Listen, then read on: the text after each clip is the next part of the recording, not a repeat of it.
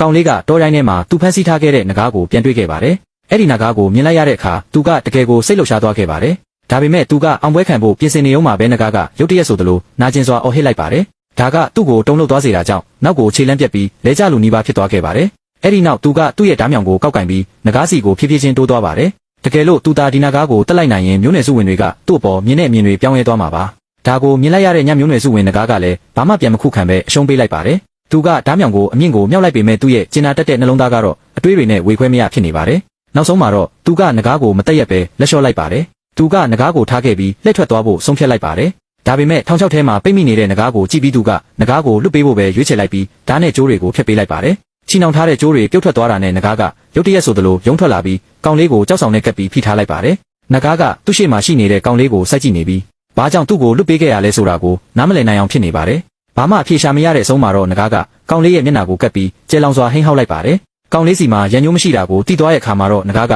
လှည့်ထွက်သွားခဲ့ပြီးကောင်လေးကတော့ထွက်ခွာသွားတဲ့နဂါးကိုကြည့်နေမိပါတယ်။ခုနကကြုံတွေ့ခဲ့ရတဲ့အဖြစ်အပျက်ကိုပြန်တွေးမိပြီးကောင်လေးကတုံးလုံးလုံးလို့မတ်တက်တောင်မရက်နိုင်တော့ပါဘူး။လွန်ခဲ့တဲ့ရက်နှဲငယ်တုန်းကတော့ဒီကောင်လေးကပဲနဂါးသက်သမားဖြစ်ဖို့ပြင်းပြပြဆုံးဖြတ်ထားခဲ့တာပါ။အဲ့ဒီတုန်းကနဂါးတွေကရွာထဲကတိုးတွေကိုလာခိုးနေကြတာဖြစ်ပါတယ်။ရွာလူကြီးကတော့တရွာလုံးမှာအတန်မာဆုံးလူဖြစ်ပြီးနဂါးကြီးတကောင်ကိုတောင်လက်ပလာနဲ့ရင်ဆိုင်နိုင်တဲ့သူဖြစ်ပါတယ်။ဟစ်ကက်ကရွာလူကြီးရဲ့သားဖြစ်ပေမဲ့သူ့မှာတော့ဘာတိုက်ခိုက်ရေးအရေးချင်းမှမရှိပါဘူး။နေ့တိုင်းလက်နဲ့ပြင်ဆိုင်မှာပဲတာမန်လုပ်တွေကိုလုပ်နေရပါတယ်။သူ့ရဲ့သူငယ်ချင်းတွေကကယ်ဆယ်ရေးလုပ်ငန်းတွေမှာပါဝင်နေတာကိုကြည့်ပြီးသူ့မှာအားကျစိတ်တွေနဲ့ပြည်နေခဲ့ပါတယ်။သူလည်းပဲရွာသားတွေသူ့ပေါ်ထားတဲ့အမြင်တွေပြောင်းလဲသွားအောင်ကူညီပေးချင်ပါတယ်။အဲ့ဒီလိုသာကူညီနိုင်ရင်သူနှစ်သက်တဲ့ကောင်မလေးရဲ့အချစ်ကိုလည်းရနိုင်မှာပါ။အဲ့ဒီအချိန်မှာပဲကောင်းကင်ယံမှာအမှောင်ရိပ်တစ်ခုကအရှိန်နဲ့ဖြစ်ပြန်သွားပါတယ်။သူဖြတ်သွားတဲ့နေရာတိုင်းမှာတော့အပြာရောင်မီးတောက်တွေကျန်ရစ်ခဲ့ပါတယ်။ဒါကတော့ဒဏ္ဍာရီလာနဂါးတစ်ကောင်ဖြစ်တဲ့ညမျိုးနွယ်စုဝင်နဂါးပဲဖြစ်ပြီးဘသူမှတကယ်တမ်းမမြင်ဘူးကြပါဘူး။ဒါကိုမြင်လိုက်ရတဲ့ဟစ်ကက်ကသူ့အတွက်အခွင့်အရေးရပြီဆိုတာသိလိုက်ပါတယ်။အဲ့ဒီတော့သူ့ဖခင်အလုရှုံရီတုံးမှာပဲသူ့ရဲ့ရှိုးဝက်လက်နက်ကိုအပြင်ကိုတွန်းထုတ်လာခဲ့ပါတယ်။အဲ့ဒီနောက်လက်နက်ကိုတက်ဆင်ပြီးအခွင့်အရေးကိုစောင့်ဆိုင်းနေလိုက်ပါတယ်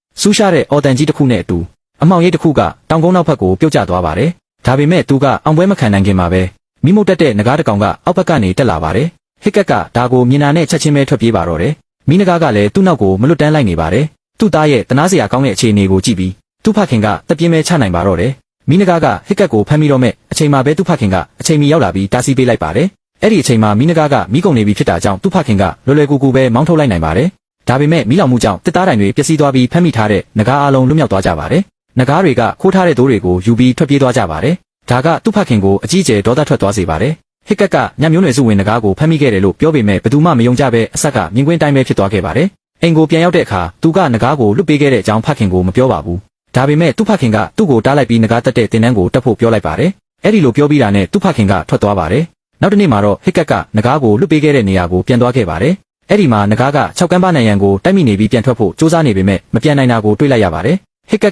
ကနဂါးကိုလေ့လာပြီးပုံကျန်းဆွဲကြည့်ပါတယ်။နဂါးရဲ့အမိပိုင်းကအတောင်ပံတစ်ဖက်မရှိတော့တာကိုသူသတိထားမိလိုက်ပါတယ်။ဒါကြောင့်လဲနဂါးကကောင်းကင်မှာဟန်ချက်မထိန်နိုင်ပဲမြေပြင်ပေါ်ကိုပြင်းပြင်းထန်ထန်ပြုတ်ကျနေရတာဖြစ်ပါတယ်။ဟစ်ကက်ကအရန်ဟန်သွားတာကြောင့်မတော်တဆသူ့ရဲ့ခဲတံကိုပြုတ်ကျသွားစေပါတယ်။ဒါကနဂါးရဲ့အာယုံဆိုင်မှုကိုရသွားစေပေမဲ့နဂါးကသူ့ကိုပြန်မတိုက်ခိုက်ခဲ့ပါဘူး။ပြန်ရောက်တဲ့အခါမှာတော့ဟစ်ကက်ကမျိုးနွယ်စုရဲ့နဂါးမှတ်တမ်းစာအုပ်ကိုရှာဖွေပါတယ်။အဲ့ဒီထဲမှာနဂါးမျိုးမျိုးအကြောင်းကိုရေးသားထားပြီးအချို့ကမိမုတ်တက်တယ်အချို့ကအရန်ကြီးပြီးတမာတယ်အချို့ကတော့ခေါင်းနှလုံးပါပြီးပောက်ကွဲစေတတ်တယ်လို့ဆိုပါတယ်။နဂါးတစ်ကောင်ချင်းစီအတွက်ရင်ဆိုင်ပုံနဲ့အနေရဲ့စင့်ကိုလည်းရေးထားပါတယ်။ဒါပေမဲ့ညမျိုးနွယ်စုဝင်နဂါးအတွက်တော့စာတစ်ကြောင်းပဲရှိပါတယ်။လျှက်စီးနဲ့တေမင်းရဲ့ကပ်ပြောင်းကပြန်ရလက်ဖြစ်တဲ့ဒီနဂါးကိုဘယ်တော့မှရင်ဆိုင်ဖို့မကြိုးစားပါနဲ့။မင်းရဲ့တခုတည်းသောအခွင့်အရေးကတော့ပုံအောင်နေပြီးသူမင်းကိုရှာမတွေ့ဖို့ဆူတောင်းနေဖို့ပါပဲ။ကောင်လေးကငါးတကောင်ကိုအသုံးပြုပြီးညအမောင်ကွင်းနဂါးကြီးကိုရင်ပါလာအောင်တွေးဆောင်ခြင်းခဲ့ပါတယ်။ဒါပေမဲ့လည်းအဲ့ဒီညအမောင်ကွင်းနဂါးကြီးကရုတ်တရက်ဆိုသလိုပဲတတိကြီးကြီးထားပြီးအခြေအနေကိုစောင့်ကြည့်နေခဲ့ပါတယ်။ကောင်လေးရဲ့ခါမှာချိတ်ဆွဲထားတဲ့ဓားမြောင်ကိုမြင်သွားတဲ့အချိန်မှာတော့နဂါးကြီးကိုချင်းချောက်နေတယ်လို့ခံစားရစေတဲ့အရာကသူ့ရဲ့ဓားမြောင်ဖြစ်နေတယ်ဆိုတာကိုကောင်လေးကချက်ချင်းပဲသဘောပေါက်သွားခဲ့ပါတယ်။အဲ့ဒီနောက်မှာတော့ကောင်လေးကသူ့ရဲ့ဓားမြောင်ကိုအဝေးစီကိုလွင့်ပစ်လိုက်တဲ့အခါနဂါးကြီးကလည်းချက်ချင်းပဲရန်လိုနေတဲ့အမူအရာတွေကိုရှော့ချပစ်လိုက်ပါတော့တယ်။ပြီးတာနဲ့ကောင်လေးစီကိုတတိဝီရပြည့်နဲ့ဖြည်းဖြည်းချင်းစီချင်းကပ်လာခဲ့ပါတယ်။မထင်မှတ်ထားလောက်အောင်ပဲဒဏ္ဍာရီလာဒီနဂါးကြီးကတကယ်တော့သွားတစ်ချောင်းမှမရှိနေခဲ့ပါဘူး။ကောင်လေးကအန်တာတင်ပြီးကြောင်ကြည့်နေတော့မှပဲနဂါးကြီးရဲ့သွားတွေကရုတ်တရက်ထွက်လာခဲ့ပြီးတော့ငါးကိုဖမ်းဟက်ကတမှုဟုတ်ချင်းမျိုးချပစ်လိုက်ပါတော့တယ်။အဲ့ဒီလိုအရသာရှိတဲ့အစာကိုစားသုံးပြီးသွားတဲ့အခါမှာတော့သူ့ရဲ့ကျေးဇူးတင်တဲ့စိတ်ကိုပြသခြင်းတဲ့အတွက်ညအမောင်ကွင်းနဂါးကြီးကကောင်လေးကိုထောက်တနေရာစီရောက်အောင်နောက်ဆုတ်သွားစေခဲ့ပါတယ်။အဲ့ဒီနောက်မှာတော့နဂါးကြီးကသူ့ရဲ့ဗိုက်ထဲကနေငါးရဲ့အမိပိုင်းတစ်ဝက်ကိုအပြင်ကိုပြန်ထုတ်ပေးလိုက်ပါတယ်။ပြီးတော့ကောင်လေးရဲ့ရှေ့မှာလေမာရေးချရှိစွာနဲ့ထိုင်နေခဲ့ပြီးအဲ့ဒီငါးကိုစားဖို့အတွက်အမူအရာနဲ့ပြတ်တက်နေခဲ့ပါတယ်။ကောင်လေးကလည်းတခြားရေးချယ်စရာမရှိတော့တဲ့အတွက်ပြုတ်အန်ချင်နေတဲ့စိတ်ကိုအတင်းအောင်ထားပြီးငါးကိုတကိုက်ကိုက်စားလိုက်ရပါတော့တယ်။ဒါပေမဲ့ကောင်လေးကမျိုးမချသေးတာကိုမြင်တော့နဂါးကြီးကမျိုးချလိုက်ဖို့အတွက်ထပ်ပြီးအချက်ပြလိုက်ပြန်ပါတယ်။ ဒီ ဒီအခြေအနေကိုကြည့်ပြီးကောင်လေးကလည်းမတက်တာတဲ့အဆုံးအဲ့ဒီငါးကိုစုမိတ်ပြီးမျိုးချပစ်လိုက်ရပါတယ်ဒီလိုမျိုးအဖြစ်အပျက်လေးတွေကနေတဆင့်သူတို့နှစ်ဦးကြားမှာကနဦးယုံကြည်မှုဆိုတာကစတင်တည်ဆောက်ဝင်ခဲ့ပါပြီအဲ့ဒီအတွက်ကောင်လေးကလည်းညအမောင်ကွင်းနဂါးကြီးကိုနမီတစ်ခုပေးလိုက်ပါတော့တယ်ဒီနေ့မှာတော့ကောင်လေးကမြေကြီးပေါ်မှာပုံဆွဲနေတာကိုနဂါးလေးကမြင်သွားတဲ့အခါသူ့ရဲ့ပါဆက်နဲ့တစ်ကိုင်းတစ်ကိုင်းကိုကိုက်ယူလိုက်ပြီးတော့ကောင်လေးရဲ့အမူအရာကိုအတုခိုးကမြေကြီးပေါ်မှာလိုက်လံချစ်ချင်နေခဲ့ပါတယ်အဲ့ဒီလောက်တင်မကသေးပဲကောင်လေးရဲ့ဘေးပတ်ပတ်လေကိုဝိုင်းပတ်ပြီးတော့ကစားပွဲတစ်ခုကိုပါစတင်လာခဲ့ပါတယ်ဒီတစ်ချိန်မှာတော့ကောင်လေးကလည်းသူ့ရဲ့တတိတွေအားလုံးကိုစူးစီးပြီးနဂါးကြီးစီကိုလက်လန်းပေးလိုက်တဲ့အခါနဂါးလေးကလည်းသူ့ရဲ့နှာခေါင်းကြီးကိုကောင်လေးရဲ့လက်ပေါ်မှာညင်ညင်သာသာလေးတင်ထားပေးခဲ့ပါတယ်အခုဆိုရင်တော့သူတို့နှစ်ဦးကတယောက်ကိုတယောက်အပြည့်အဝယုံကြည်သွားကြပြီဖြစ်တဲ့အတွက်ကောင်လေးကလည်းနဂါးကြီးရဲ့ပျက်စီးနေတဲ့အမိတောင်ပံကိုပြင်ဆင်ပေးဖို့ဆုံးဖြတ်လိုက်ပါတော့တယ်လက်နဲ့လုတ်တဲ့ဆိုင်ကိုပြန်ရောက်တဲ့အခါမှာတော့ကောင်လေးကတညလုံးအိပ်ရေးခံပြီးကြိုးကြိုးစားစားဖန်တီးနေခဲ့ပါတယ်နောက်တစ်နေ့မနက်ရောက်တဲ့အခါမှာတော့အသစ်ပြုတ်လုပ်ထားတဲ့အမိတောင်ပံရဲ့ငါးတွေအပြည့်ထည့်ထားတဲ့ချင်းတောင်ကြီးတစ်လုံးရဲ့ကိုယူပြီးနဂါးလေးစီကိုလာခဲ့ပါတယ်နဂါးလေးကငါးတွေကိုအရသာခံပြီးစားတောက်နေတဲ့အချိန်လေးမှာပဲကောင်လေးကအနောက်ကနေတိတ်တဆိတ်ကတ်သွားပြီးတော့အမိတောင်ပံအစ်စ်ကိုတက်ဆင်ပေးလိုက်ပါတယ်ဒါပေမဲ့လည်းသူတို့ရဲ့အောင်မြင်မှုကိုအောင်ပွဲမခံရသေးခင်မှာပဲအစောမတ်တဲ့နဂါးလေးကကောင်လေးကိုနောက်ပြောင်ခြင်းတဲ့စိတ်တွေဖြစ်ပေါ်လာခဲ့ပါတယ်သူ့ရဲ့တောင်ပံတွေကိုတိတ်တဆိတ်ဖြန့်ကျက်လိုက်ပြီးကောင်လေးတတိမထားမိတဲ့အချိန်မှာပဲကောင်းကင်ဘော်ကိုပြန်တန်းခေါ်ဆောင်သွားခဲ့ပါတယ်ရုတ်တရက်ဆိုသလိုဖြစ်ပျက်သွားတဲ့ဒီအခြေအနေကြောင့်ကောင်လေးကတော့အရန်ကိုလန့်ဖြန့်သွားခဲ့ရပါတယ်သူတို့နှစ်ဦးကကြောက်ဆောင်ကြီးတစ်ခုနဲ့ဝင်တိုက်ပြီးတော့မဲ့ဆဲဆဲအချိန်လေးမှာပဲကောင်လေးကအမိတောင်ပံကိုအချိန်မီဖွင့်ချလိုက်နိုင်ခဲ့ပါတယ်အဲ့ဒီခါမှာတော့နဂါးလေးကကောင်းကင်ရံစီကိုများတဆင်းလို့အရှိန်ဟုန်နဲ့ပြန်တက်သွားခဲ့ပြီးလေထဲမှာတစ်ပတ်လက်ကကောင်လေးကိုရေကန်ထဲကိုပစ်ချလိုက်ပါတော့တယ်ဒါပေမဲ့လည်းကောင်လေးရဲ့အကူအညီမပါပဲပြန်တန်းလို့မရတဲ့နဂါးလေးကလည်းရေထဲကိုပြုတ်ကျသွားခဲ့ရပါတယ်ဒီလိုမျိုးစမ်းသက်ပြန်တန်းမှုတွေလုပ်ပြီးတဲ့နောက်မှာတော့ကောင်လေးကနဂါးကြီးရဲ့အမိတောင်ပံကိုအစင်းမြင့်တင်မှုတွေအပြည့်အဝလှုပ်ဆောင်ပေးခဲ့ပါတယ်အပေါ်ကနေထိုင်စီလို့ရမယ့်ကုန်းကြီးကိုထည့်သွင်းပေးခဲ့ရုံသာမကဂီယာပြောင်းလဲစနစ်တွေကိုပါတက်ဆင်ပေးခဲ့ပါသေးတယ်အဲ့ဒီနောက်ပိုင်းအခွင့်အရေးရတိုင်းသူတို့နှစ်ဦးကကောင်းကင်ရံကိုတက်ပြီးပြန်တန်းမှုတွေကိုအတူတူလေ့ကျင့်ခဲ့ကြပါတယ်အချိန်တွေကြာလာတာနဲ့အမျှသူတို့ရဲ့ပြန်တန်းမှုစွမ်းရည်တွေကလည်းတစ်နှစ်ခြားပို့ပြီးတိုးတက်ကောင်းမွန်လာခဲ့ပါတယ်နဂါးလေးနဲ့အချိန်ကြာကြီးအတူတူကုံဆုံးခဲ့တဲ့အတွက်ကောင်လေးကနဂါးတွေရဲ့အားနည်းချက်ပေါင်းများစွာကိုပါလေ့လာသင်ယူနိုင်ခဲ့ပါတယ်ဒီလိုအသိပညာတွေကြောင့်ပဲသူကနဂါးလေးကျင့်ရေးကွင်းမှာဘယ်သူမှမရှင်နိုင်တဲ့သူတစ်ယောက်ဖြစ်လာခဲ့ပါတော့တယ်ခေါင်းနဲ့လုံးပါတဲ့ကြောက်စရာနဂါးကြီးကိုငါးရှင်တစ်ကောင်နဲ့6လန့်ပြီးမောင်းထုတ်နိုင်ခဲ့ပါတယ်နောက်ပြီးတော့ပူစီနယ်ရက်ကိုအသုံးပြုပြီးနဂါးကြီးတစ်ကောင်ကိုအေးဆေးသွားစေခဲ့တယ်လို့နဂါးတွေကိုကလိထိုးပေးပြီးတက်တောင့်တက်တာဖြစ်စေကတိုက်ခိုက်လို့စိတ်တွေပျောက်ဆုံးသွားအောင်ပါလုပ်နိုင်ခဲ့ပါတယ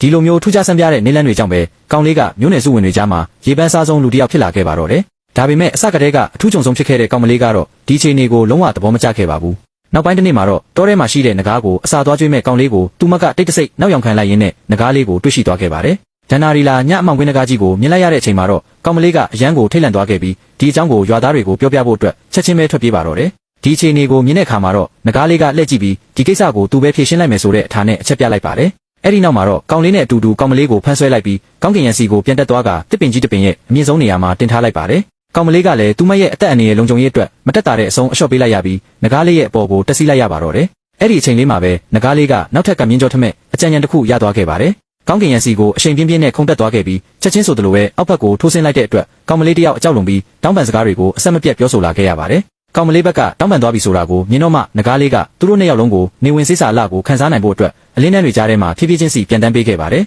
ယ်ဒီလိုမျိုးရင်ခုန်စရာကောင်းတဲ့အတွေ့အကြုံလေးကိုရရှိပြီးတဲ့နောက်မှာတော့ကောင်မလေးကလည်းကောင်လေးပေါ်ကိုချစ်ခင်နဲ့တက်တဲ့စိတ်ခံစားချက်တွေဖြစ်ပေါ်လာခဲ့ပါတော့တယ်ဒါပေမဲ့ရုတ်တရက်ဆိုသလိုပဲနဂါးလေးကပြန်ပြီးတတိထားလာခဲ့ကနေရာတစ်ခုစီကိုဥတီပြီးပြန်တန်းသွားခဲ့ပါတယ်လမ်းတစ်လျှောက်လုံးမှာလည်းမရေတွက်နိုင်လောက်အောင်များပြားလာတဲ့နဂါးတွေကသူတို့ရဲ့တားကောင်တွေကိုစီချီပြီးဘေးနားကနေအတူတူပြန်တန်းနေခဲ့ကြပါတယ်မကြခင်မှာပဲနဂါးအုပ်ကြီးကလောင်ကူကြီးတစ်ခုရဲ့ကိုတကောင်ပြီးတကောင်ဝင်ရောက်သွားကြပြီးသူတို့ရှာဖွေလာတဲ့တားကောင်တွေကိုအောက်ကိုပစ်ချပေးနေခဲ့ကြပါတယ်နဂါးပူလေးတကောင်ကငါးသေးလေးတကောင်ကိုပဲယူလာနိုင်ခဲ့တဲ့အတွက်နောက်တစ်စက္ကန့်မှာပဲအီယာမနာဂါးကြီးတကောင်ရဲ့တလုတ်တဲမျိုးချတာကိုခံလိုက်ရပါတယ်အဲ့ဒီမြင်ကွင်းကြောင့်နဂါးတွေအားလုံးကအကြောက်တရားတွေဖုံးလွှမ်းသွားခဲ့ကြပြီးအဲ့ဒီအချိန်မှာပဲမိဖုရားနဂါးကြီးကကောင်လေးတို့အဖွဲ့ကိုလက်မြင်သွားခဲ့ပါတော့တယ်နဂါးလေးကလည်းဘာမှကိုတုံဆိုင်မနေတော့ပဲသူတို့နှစ်ယောက်လုံးကိုတင်ကာအဲ့ဒီနေရာကနေအမြန်ဆုံးထွက်ပြေးလို့မြောက်အောင်ပြန်တန်းသွားခဲ့ပါတော့တယ်မိတောက်တွေကြားထဲမှာလူလွတ်နေတဲ့နဂါးတကောင်ကသူ့ရဲ့လောင်ချိုင်ရဲကနေရုတ်တရက်ရုံထွက်လာခဲ့ပါတယ်ကွင်းပြင်တစ်ခုလုံးကိုအကဲခတ်ကြည့်ရှုပြီးတဲ့နောက်မှာတော့ခနာကိုသေးသေးကွေးကွေးနဲ့ကောင်လေးစီကိုအကြည့်ဆူးဆိုင်သွားခဲ့ပါတယ်ဒါပေမဲ့ကောင်လေးကသူ့ရဲ့ဓားမြောင်နဲ့တိုင်းကာကိုအောက်ကိုချလိုက်ပါတယ်သူ့ရဲ့မျိုးနွယ်စုဝင်တွေနဂါးတွေအပေါ်မြင်နေတဲ့အမြင်ကိုသူ့ရဲ့ကိုယ်ပိုင်နည်းလမ်းနဲ့ပြောင်းလဲပစ်ဖို့ကောင်လေးကဆုံးဖြတ်လိုက်ပါတယ်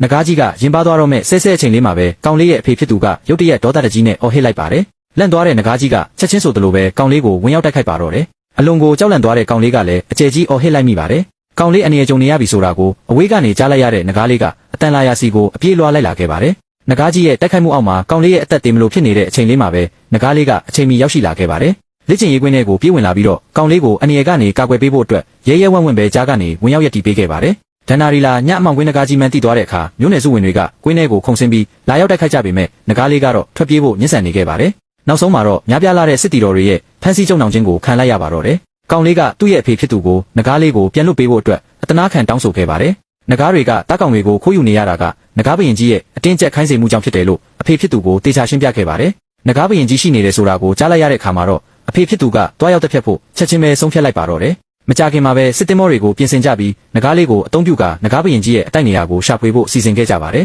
ဒါပေမဲ့လည်းနဂါးဘရင်ကြီးရဲ့အစ်စ်အမှန်စွမ်းအားဘယ်လောက်ရှိတယ်ဆိုတာကိုသူတို့လုံးဝမသိခဲ့ကြပါဘူးဒီလိုအခြေအနေမှာတောင်ကောင်လေးကစိတ်တမကြခဲ့ပါဘူးမျိုးနယ်စုဝင်တွေမရှိတဲ့အချိန်ကိုအခွင့်ကောင်းယူပြီးလက်ကျင်ရေးကွင်းရဲ့ကနဂါးတွေကိုလွတ်ပေးခဲ့ကသူ့ရဲ့သူငယ်ချင်းတွေကိုနဂါးလက်ကျင်နည်းတွေတင်ပေးခဲ့ပါတယ်သူ့ရဲ့သူငယ်ချင်းတွေကရန်လိုတဲ့စိတ်တွေကိုဆွတ်လွတ်လိုက်တဲ့အခါမှာတော့သူတို့ရှေ့မှာရှိနေတဲ့နဂါးတွေကလုံးဝကြောက်စရာမကောင်းတော့ဘူးဆိုတာကိုသိလာကြပါတယ်အဲ့ဒီအချိန်မှာပဲမျိုးနယ်စုဝင်တွေကနဂါးတိုက်စီကိုရောက်ရှိသွားခဲ့ကြပါတယ်ခေါင်းဆောင်ဖြစ်သူရဲ့အမိန့်ပေးမှုကြောင့်အေယာမကြောက်တုံးကြီးတစ်ခုကတောင်ကျောကိုဝင်တိုက်မိပြီးကြီးမားတဲ့အပေါက်ကြီးတစ်ခုဖြစ်သွားစေခဲ့ပါတယ်လောင်ကူကြီးရဲ့အတွင်းပိုင်းမှာတော့မရေတွက်နိုင်လောက်အောင်များပြားလာတဲ့နဂါးတွေကခွေလိပ်ပြီးနေထိုင်နေကြပါတယ်လောင်ကူကြီးပျက်စီးသွားတဲ့အခါမှာတော့နဂါးတွေအားလုံးကအုံလိုက်ကျင်းလိုက်ထွက်လာကြပြီးအဝေးစီကိုပြန်တန်းသွားကြပါတော့တယ်ကိစ္စတွေအားလုံးပြီးဆုံးသွားပြီလို့တွေးပြီးမျိုးနယ်စုဝင်တွေကအောင်ပွဲခံအော်ဟစ်နေကြတဲ့အချိန်လေးမှာပဲပူပြင်းလောင်ကျွမ်းနေတဲ့လေဟုန်ဝိုင်းတွေနဲ့အတူကြီးမားတဲ့ဟိန်းဟောက်တန်ကြီးကသူတို့စီကိုရက်ခတ်လာခဲ့ပါတယ်အဲ့ဒီနောက်မှာတော့တောင်ကြီးကစတင်ပြိုကျလာခဲ့ပါတယ်အေယာမနဂါးဘရင်ကြီးကတောင်ကြီးရဲ့အတွင်းပိုင်းထဲကနေအပြင်ကိုဖောက်ထွက်လာခဲ့ပါတယ်သူတို့ပြစ်ခတ်လိုက်တဲ့လက်နက်တွေကနဂါးကြီးကိုကလိထိုးသလိုလောက်ပဲဖြစ်နေပြီးအကုန်လုံးအောက်ကိုပြန်ပြုတ်ကျသွားခဲ့ပါတယ်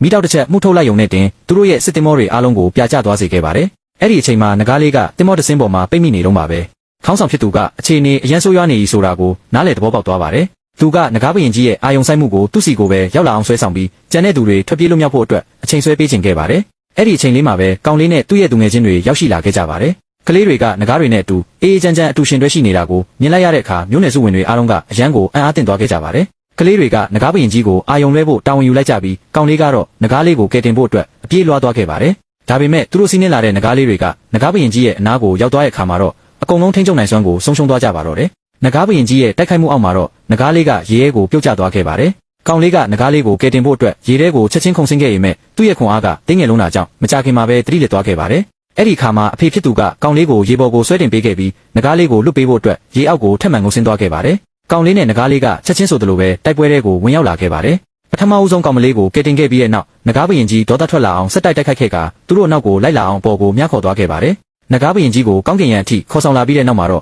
သူတို့ရဲ့မျက်စံတဲ့အရှိန်ကိုအသုံးပြုပြီးနဂါးကြီးရဲ့အတောင်ပံတွေကိုတိုက်ခိုက်ခဲ့ပါတယ်အရန်ကိုဒေါသထွက်နေတဲ့နဂါးဘရင်ကြီးကသူ့ရဲ့ပတ်ပတ်လည်ကိုပဲရန်တမ်းပြီးတိုက်ခိုက်နေနိုင်ပါတော့တယ်ဒါပေမဲ့ဒီတိုက်ခိုက်မှုတွေကြောင့်နဂါးလေးရဲ့အမိတောင်ပံမှာမိဆွဲလောင်သွားခဲ့ပါတယ်ကောင်လေးရဲ့အစီအစဉ်ကအောင်မြင်သွားခဲ့ပါပြီသူနဲ့နဂါးလေးကအောက်ဘက်ကိုအရှိန်ဟုန်ပြင်းပြင်းနဲ့ထိုးဆင်းသွားခဲ့ပါတယ်ဒေါသကြီးနေတဲ့နဂါးဘရင်ကြီးကလည်းအနောက်ကနေအနီးကပ်လိုက်ပါလာခဲ့ပါတယ်နဂါးဘရင်ကြီးကသူ့ရဲ့မိတောက်တွေကိုမှုထုတ်ဖို့အာယူနေတဲ့အချိန်လေးမှာပဲနဂါးလေးကရုတ်တရက်လက်ထွက်လာပြီးနဂါးကြီးရဲ့ပါးဆက်ထဲကိုကြီးမားတဲ့မိတောက်နဲ့ပစ်ခတ်လိုက်ကအတွင်းထဲကတငွေတွေကိုမိလောင်ပေါက်ကွဲစေခဲ့ပါတယ်နဂါးဘရင်ကြီးကတခုခုမားရင်းနေပြီဆိုတာကိုသိလိုက်ရလို့အရှိန်လျှော့ဖို့စူးစမ်းခဲ့ပေမဲ့ကြီးမားလုံးတဲ့ခန္ဓာကိုယ်နဲ့အရှိန်ဟုန်ကြောင့်မြေကြီးနဲ့တိုက်ရိုက်ဝင်တိုက်မိသွားပြီးအလွန်ကြီးမားတဲ့ပောက်ကွဲမှုကြီးကိုဖြစ်ပေါ်စေခဲ့ပါတယ်ထွက်ပြေးနေစဉ်တွင်းမှာပဲကောင်လေးကနဂါးဘရင်ကြီးရဲ့အမိနဲ့ရိုက်မိသွားခဲ့ပါတယ်တတိလက်သွားပြီးမိပင်လေတဲ့ကိုပြုတ်ကျသွားခဲ့ပါတယ်မိတောက်တွေငြိမ်ကျသွားတဲ့အခါမှာတော့နဂါးလေးကသူ့ရဲ့အတောင်ပံတွေကိုဖြန့်ကျက်လိုက်ပါတယ်တကယ်တော့နဂါးလေးကသူ့ရဲ့အောက်မှာကောင်လေးကိုအချိန်ကာလတစ်လျှောက်လုံးအကာအကွယ်ပေးထားခဲ့ရပဲဖြစ်ပါတယ်ကောင်လေးကိုကယ်တင်နိုင်ခဲ့ပေမဲ့လည်းကောင်လေးရဲ့ခြေထောက်တစ်ဖက်ကတော့ဆုံးရှုံးသွားခဲ့ရပါတယ်ကောင်လေးကအိမ်တကားကိုဖွင့်လိုက်တဲ့အခါမှာတော့ရွာတရွာလုံးမှာနဂါးတွေ